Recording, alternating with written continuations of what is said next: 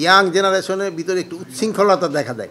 অনেক সময় তারা বিভিন্ন জায়গায় বিভিন্ন ধরনের পানি টানি খায়, এইগুলিও আপনারা একটু নিষেধ করতে পারেন। 25শে ডিসেম্বর বড়দিন এবং 31শে ডিসেম্বর 31st নাইট উদযাপনটা যেন ভালোভাবে হয় এবং কোনো ধরনের যেন কোনো আইন শৃঙ্খলা পরিস্থিতি কোনো ধরনের কোনো অবনতি না হয় এবং তারা যেন এই অনুষ্ঠানগুলি খুব ভালোভাবে করতে পারে এই সম্বন্ধে আমরা আলোচনা করেছি।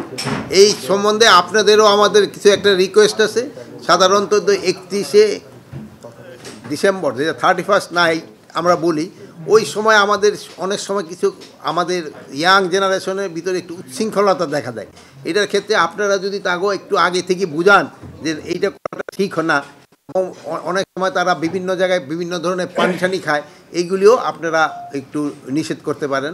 এটা কিন্তু আপনারাই পারেন, আগে থেকে যদি একটুখানি লিখেন ঠিকেন তো কিন্তু এরা সাবধান হবে। বাট আমরা 31st নাইটে যে আমাদের যে নর্মাল বারগুলি আছে এইগুলি আমরা বন্ধ রাখবো। পানি টানি তো বুঝছেন আপনি কোন পানি, ওইটা হলে মানে কনফাইন যেন এই রাস্তাঘাটে যেন কোনো ধরনের অসুবিধা না করে, এটা বিশৃঙ্খলা না করে।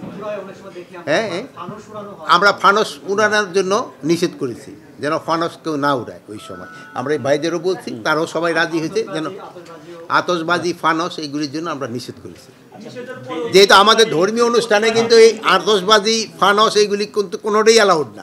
বর্ডারে কোনো অবৈধ অনুপ্রবেশ কোথাও এমন কোনো সময় বরদাস্ত করা হবে না। না, এখানে কোনো নেতিবাচক মোড় নিবে না, কোনো ধরনের নেতিবাচক মোড় না। আর বর্ডারে ওরকম কোনো বড় ধরনের কোনো কিছু ঘটে নাই।